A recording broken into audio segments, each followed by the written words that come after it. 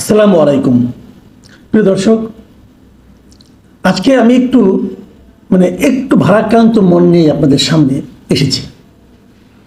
আপনারা সবাই এরই মধ্যে জানেন যে পুরনো ঢাকায় গত বুধবারে প্রকাশ্য দিবালোকে শত শত মানুষের সামনে একজন ব্যক্তিকে 10-12 জন দুর্বৃত্ত অথবা আরও বেশি হতে পারে, 15-20 জন হতে পারে, প্রকাশ্যে পিটিয়ে মেরে ফেলেছে।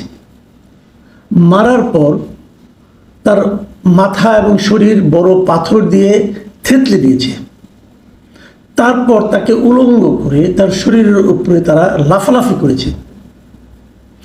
এই দৃশ্য ভিডিও হয়েছে এবং লোকজন এটা ছড়িয়ে দিয়েছে, ভাইরাল হয়ে গেছে। ঘটনা ঘটেছে বুধবার। আপনারা হয়তো বলবেন যে এটা ভিডিও করলো কে, কেন করলো, সে কি নিষ্ঠুর?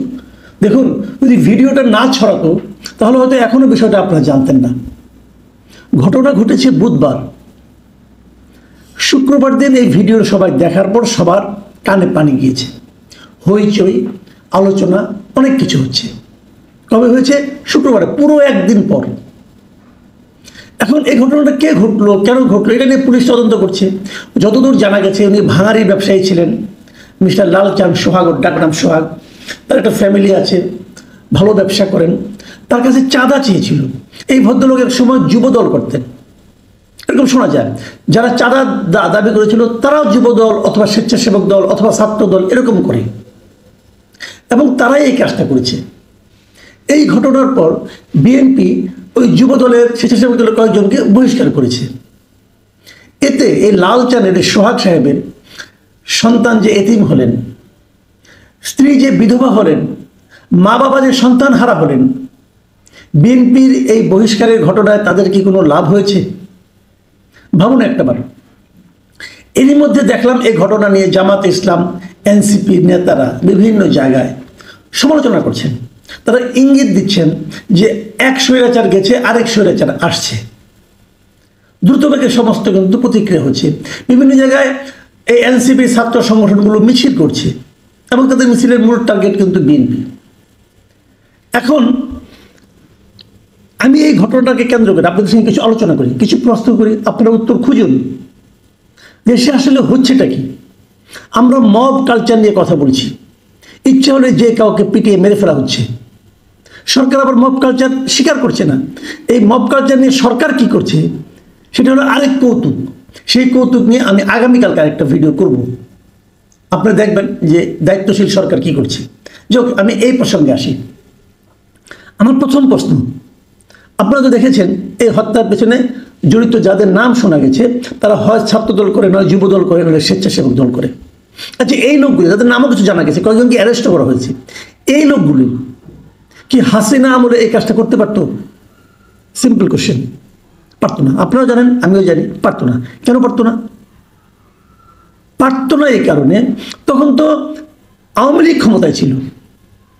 আওয়ামী লীগের আমলে তারা এই কাজগুলি করতে পারত, কারণ তারা নিজেরাই তখন দৌড়ের উপর থাকতো। তাহলে কে করতে পারতো তখন? তখন কিন্তু এই কাজগুলো এই যুবলীগ, স্বেচ্ছাসেবক লীগ, ছাত্রলীগ এরা করতে পারত। ওরা এখন কোথায়? ওরা এখন দৌড়ের উপর আছে। তাহলে ঘটনাটা কি দাঁড়ালো? কারণটা কি? এই ছাত্রদল যারা 15 বছর পালিয়ে থাকতো, লুকিয়ে থাকতো, তারা হঠাৎ করে এত শক্তিশালী কি করে হলো যে একজন ভাঁড়ের ব্যবসায়ীর কাছে প্রতি মাসে 3 লাখ টাকা চাঁদা দাবি করে? তারা এত পাওয়ারটা পেলে কোথায়? এই ক্ষমতার উৎস কোথায়? এখন কি বিএনপি ক্ষমতায় আছে? নেই। তাহলে উৎসটা কোথায়? এটার মূল কারণটা হলো আইন শৃঙ্খলা রক্ষাকারী বাহিনী। আগে ছাত্রলীগের লোকেরা প্রকাশ্যে এই ধরনের কাজ করতো, ছাত্রলীগ, যুবলীগ, স্বেচ্ছাসেবক প্রকাশ্যে এরকম কাজ করতো। আইন শৃঙ্খলা বাহিনীর লোকজন, প্রশাসন তাদেরকে দেখেও দেখতো না, দেখেও না দেখার ভান করত। চাপে পড়ে 2 জনকে গ্রেপ্তার করা হলেও ছাড়া পেয়ে যেত, বুক ফুলিয়ে বের হয়ে আসতো। এখন কি হচ্ছে? এখন তারা নেই, এখন উল্টোটা যুবদল, ছাত্রদল এরা করছে। এমনকি এনসিপির লোকজন করছে। আপনি নিশ্চয়ই দেখেছেন এনসিপির একজন লোককে গ্রেপ্তার করা হয়েছিল ধানমন্ডিতে, এক প্রকাশকের বাড়িতে ঘেরাও ঘিরে তাকে গ্রেপ্তার করার দাবিতে। তাকে কিন্তু এনসিপি একজন কেন্দ্রীয় নেতা ছাড়িয়ে নিয়ে গিয়েছিলেন। তার মানে তারা জানে যে এখন যারা আছে আমাদের ক্ষমতায়, আমরা ক্ষমতা এখনো না গেলেও আমরা যদি কোনো কিছু করি আমাদেরকে কেউ আটকে রাখতে পারবে না। আপনি দেখবেন মাঝে মাঝে পুলিশের সঙ্গে এনসিপির লোক অথবা বিএনপির লোক এরা যে ভাষায় কথা বলে, আগে কখনো এই ধরনের ভাষা পুলিশের সঙ্গে কাউকে করতে দেখেছেন?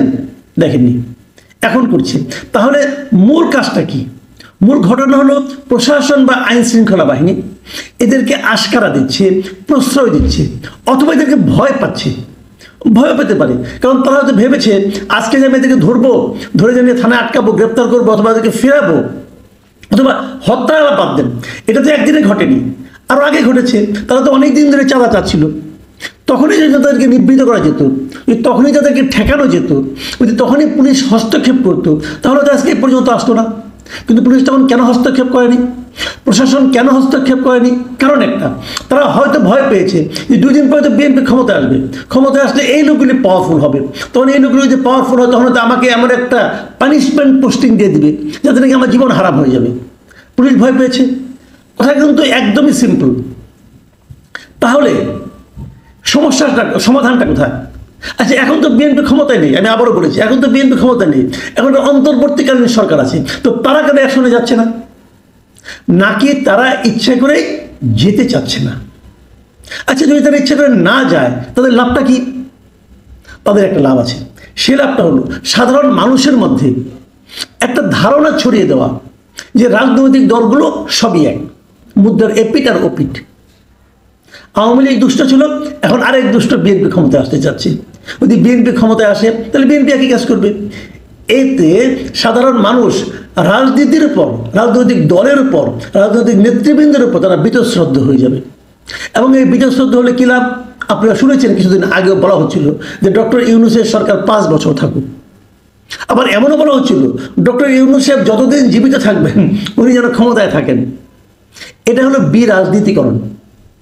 এবং এই বিরাজনীতিকরণটা করা হচ্ছে সুকৌশলে, যাতে নাকি সাধারণ মানুষের মধ্যে রাজনৈতিক দলের প্রতি একটা ক্ষোভ জমে, ঘৃণা জমে।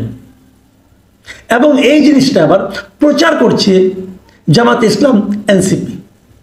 তারা কেন করছে? তারা তো রাজনৈতিক দল, তারা কেন করছে? এনসিপির কথা বাদ দেন, কারণ এনসিপিকে আমি সরকারি দল মনে করি। জামাত কেন করছে? জামাতের এখন এজেন্ডা হলো নির্বাচনটা কতটা দেরিতে করা যায়। যত দেরিতে নির্বাচন হবে তত তারা ঘর বসিয়ে নিতে পারবে, তারা নির্বাচনে তত ভালো ফল করবে বলে তারা আশা করে। সেক্ষেত্রে জামাত চাচ্ছে নির্বাচনটা পেছানোর একটা ইস্যু হতে পারে এটা। এইগুলো কিন্তু একটা কথা। তাহলে মোটামুটি একটা ত্রিভুজ আমরা কিন্তু দেখতে পাচ্ছি। এই ত্রিভুজটা কি? একদিকে সরকার, একদিকে জামাত, একদিকে এনসিপি, আর এই ত্রিভুজের বাইরে আরেকটা বৃত্ত হচ্ছে বিএনপি। আচ্ছা, আমি এখানে আরেকটা জনের কথা বলি। সবাই বলবেন আমি কেন একটা পক্ষ করে বাদ দিচ্ছি, সেটা হলো সেনাবাহিনী। দেখুন, এই ধরনের মবের বিরুদ্ধে সেনাবাহিনীর কিন্তু আমরা 1-2বার হুঙ্কার শুনেছি। বিশেষ করে রংপুরের ঘটনা তো খুবই হুঙ্কার শুনেছিলাম আমরা, আর মব সহ্য করা হবে না, আর এগুলি সহ্য করা হবে না। সেনাবাহিনী বলেছেন, সেনাবাহিনী কিন্তু বলার এখতিয়ারও ছিল, কারণ সেনাবাহিনীকে অলরেডি সরকার কিন্তু ম্যাজিস্ট্রেসি পাওয়ার দিয়েছে। মানে সরকার, সেনাবাহিনী ইচ্ছা করলে একজনকে ধরে শাস্তি দিতে পারে তাৎক্ষণিকভাবে। তো এই ম্যাজিস্ট্রেসি পাওয়ার নিয়ে সেনাবাহিনী কী করছে? তাদের কোনো আপনার হেল দলকে টের পাচ্ছেন নাকি তারা বসে বসে লেমন জুস খাচ্ছে? এটা কিন্তু একটা বড় সমস্যা। সেনাবাহিনী যারা আছেন, আপনারা তাহলে ম্যাজিস্ট্রেসি পাওয়ার নিয়েন না, আপনি বলেন আমরা ব্যারাকে ফিরে যাই। ব্যারাকেই থাকুন, আরামে থাকুন ভাই, বাইরে থাকবেন, ম্যাজিস্ট্রেসি পাওয়ার থাকবে, লোকে জানবে আপনি আছেন, কিন্তু লোকে আপনার কাছ থেকে কোনো উপকার পাবে না। তাহলে কেন? এই প্রশ্নের জবাব কিন্তু আলটিমেটলি সেনাবাহিনীকেই দিতে হবে। আরেকটা কথা বলি, এই এত কথা বললাম, তাহলে বিএনপি কি কোনো দায় নাই? অবশ্যই দায় আছে। বিএনপি কেন তার দলের লোকদেরকে নিয়ন্ত্রণ করতে পারছে না? বিএনপি তো বলবেন আমরা চেষ্টা করছি, আমরা বহিষ্কার করছি। হ্যাঁ, বিএনপি কিন্তু অনেক বহিষ্কার করছে। বাংলাদেশের ইতিহাসে এত বহিষ্কার কোথাও কোনো দল আর নিজের লোকজনকে করে নাই। 2000-এরও বেশি লোককে তারা এরই মধ্যে বহিষ্কার করে ফেলেছে, কিন্তু এতে কাজ হচ্ছে না কেন? আমি একটা উদাহরণ প্রায় দিই, বিভিন্ন জায়গায় দিই, সেটা আপনাদেরকে আবার বলি। ধরা যাক একটা পাতিল খুব গরম হয়ে গেছে, এই পাতিলটা ঠান্ডা করতে হবে। আপনি কী করবেন? আমি যে মানে চোয়ালের মধ্যে একটু পানি নিয়ে পাতিলের মধ্যে ছিটা দিয়ে দিলাম, ছেদ ছেদ করে আওয়াজ করবে, কিন্তু তার শব্দ হবে, কিন্তু সবাই বুঝবে যে পাতিলে একটু পানি দেওয়া হয়েছে। এতে কি পাতিল ঠান্ডা হবে? হবে না। আবার পাতিল গরম হতে থাকবে, কারণ নিজ দিয়ে তাপটা তো আছে। আপনাকে তাপটাকে বন্ধ করতে হবে আগে, তারপর আপনি পানি দেন ভাই। এখন তাপটা আপনি কীভাবে বন্ধ করবেন? আপনি এত বড় দেশ, এত নেতাকর্মী, আপনি 2000-কে করেছেন। যখন কোনো একটা খবর মিডিয়াতে আসে তখন আপনি তার বিরুদ্ধে অ্যাকশন নেন। আপনাদের নিজস্ব কোনো অনুসন্ধান আছে? নাই। কেন নাই? কারণ ওনারা এখন নানা ধান্দা নিয়ে ব্যস্ত আছেন। এটা ঠিক, বিএনপির কেন্দ্রীয় নেতৃত্বের মধ্যে কয়টা যে গ্রুপ আছে একমত আল্লাহ মালুম। ভাইয়ের রাজনীতি হয় বিএনপিতে। কেউ একটা করে, সে জানে আমার যত সমস্যায় হোক, আমার যে ভাই আছে সেন্টারে, সে আমাকে রক্ষা করবে। এই ভাইয়ের রাজনীতি থেকে বিএনপিকে বেরিয়ে আসতে হবে। কীভাবে বেরোবেন? আমি একটা সিম্পলি একটা পরামর্শ দিয়ে আমি আলোচনাটা শেষ করব। আমি মনে করি বিএনপি চেষ্টা করে দেখতে পারে। বিএনপি এখন যেটা করছে এটা হলো জাস্ট প্রলেপ দেওয়া। এইভাবে 100 বছর আপনি কিছু করতে পারবেন না। আপনাকে চেষ্টা করুন, মানে খুব ম্যাটিকুলার ডিজাইন বলে না, ওরকম একটা সুপরিকল্পিত চেষ্টা করুন। আমি একটা পরামর্শ দিই বিনা পয়সা। পরামর্শটা হলো, জনাব তারেক রহমান, আপনি যে কাজটা করতে পারেন, আপনি একটা ঘোষণা দিন যে যত জায়গায় বিএনপির নেতা কর্মী সমর্থকের বিরুদ্ধে এ ধরনের চাঁদাবাজির অভিযোগ আছে, আপনি একটা ইমেল অ্যাড্রেস দিয়ে দেবেন। বলবেন সেই ইমেল অ্যাড্রেসে সবাই আপনারা অভিযোগগুলো পাঠান, এবং প্রত্যেকটা অভিযোগের সঙ্গে আপনি কিছু তথ্য প্রমাণ সহ পাঠান। তথ্য প্রমাণ আজকাল প্রায় সবার কাছে থাকে, যেহেতু হাতে মোবাইল ফোন আছে, সেই মোবাইল ফোনে অনেক তথ্য তারা কিন্তু ছবি টবি তুলতে পারে। তথ্য প্রমাণ সহ আমার কাছে পাঠান। আপনি এটাকে জাজ করে অ্যাকশনে যাবেন। আপনার জাজ করার পদ্ধতিটা বলি, আপনি একটা আপনার দিয়ে আপনার প্রতিষ্ঠান দিয়ে জাজ করাবেন না, মিনিমাম 3টা প্রতিষ্ঠান দিয়ে জাজ করাবেন। সেটা হলো, একটা হতে পারে যেটা আঞ্চলিক যারা সংগঠন আছে জেলা পর্যায়ে অথবা তাদের একটা দিয়ে করাবেন। এটা করাবেন হলো এই কারণে, এই লোকগুলো কতটুকু বায়াস এটা বোঝার জন্য। আর এটা করাবেন, আপনার নিজস্ব একটা টিম থাকবে, আপনার সঙ্গে থাকবে তারা, যাদেরকে কেবল আপনি একাই নিয়ন্ত্রণ করবেন, আর কেউ না। ওখানে একটা গ্রুপ থাকবে, তাদেরকে বলবেন তোমরা জাজ করবা যে তথ্য প্রমাণ পেয়েছো তার ভিত্তিতে, এবং তোমাদের নিজস্ব লোক যখন ওই এলাকায় যে আছে তাকে মাধ্যমে কিছু তথ্য নিয়ে তোমরা এগুলি জাজ করবা। আর তৃতীয় একটা জাজ আপনি গভর্নমেন্টের গোয়েন্দা সংস্থার কাছ থেকে নিতে পারেন, আপনি চাইলে সবাই দিবে। 3টা জাজমেন্টের মাধ্যমে আপনারা বুঝতে পারবেন যে আসলে কোন অভিযোগটা সত্য, কোন অভিযোগটা সত্য নয়। আপনি দ্রুত 7 দিনের মধ্যে কিছু অ্যাকশনে যান। আমি গেলে একটা কথা বলি, প্রথমে যখন আপনি ঘোষণাটা দেবেন, আপনি নিশ্চিত থাকবেন এই চাঁদাবাজি মাঠ পর্যায়ে অর্ধেক কমে যাবে, সবাই ভয় পেয়ে অর্ধেক কমে যাবে। আর বাকি অর্ধেক আপনি 2-1টা বড় বড় আগে ধরবেন, আগে চুনুপুটি মারবেন না, আগে বল মাছ মারবেন। বড় বড় 2-1টা মারেন, দেখবেন চাঁদাবাজি যদি বন্ধ না হয় তখন আমার সঙ্গে আলাপ করেন। কিন্তু এখন আপনি যেটা করছেন, সারা দেশে বিএনপির সুনাম কিন্তু ভয়ঙ্করভাবে নিচের দিকে নামছে, এবং সেটা নামানোর জন্য নানা ওই ত্রিভুজ বললাম যে ওই ত্রিভুজের 3 বাহু কঠিনভাবে চেষ্টা করে যাচ্ছে। বিএনপি আগামীতে ক্ষমতায় আসতে চায়, তারা যদি এটাই নিয়ন্ত্রণ করতে না পারে তাহলে পরে কীভাবে করবে? আমাদের কথা হলো, ক্ষমতায় বিএনপি আসুক, জামাত আসুক, এনসিপি আসুক, বা অনন্তকাল ডক্টর ইউনূস থাকুক, এটা তাদের ব্যাপার, এটা নিয়ে আমাদের মাথা ব্যথা নাই। কারণ আমরা ক্ষমতায় যেতে চাই না, আমরা এদেশে শান্তিতে বাস করতে চাই। আমরা আপনাদের কাছে কিচ্ছু চাই না ভাই। আমরা তাহলে আপনাকে রিকোয়েস্ট করবো, আপনারা আমাকে ডিস্টার্ব করেন না। আমার ইনকাম আমিই করব, আমার বাজার আমিই করব, টাকা ইনকাম কম হলে ছোট করে করব, কম করে করব, কিন্তু প্লিজ ডিস্টার্ব করেন না। আমরা দেখছি কি সরকার, কি রাজনৈতিক দলগুলো আমাদেরকে ডিস্টার্ব করছে, আমরা এর হাত থেকে মুক্তি চাই। প্রিয় দর্শক, এখন এই পর্যন্তই। অনুষ্ঠানটা একটু বড় হয়ে গেল, ক্ষমা করবেন, কিন্তু সবগুলি কথা আমার মনে হয় বলা দরকার ছিল।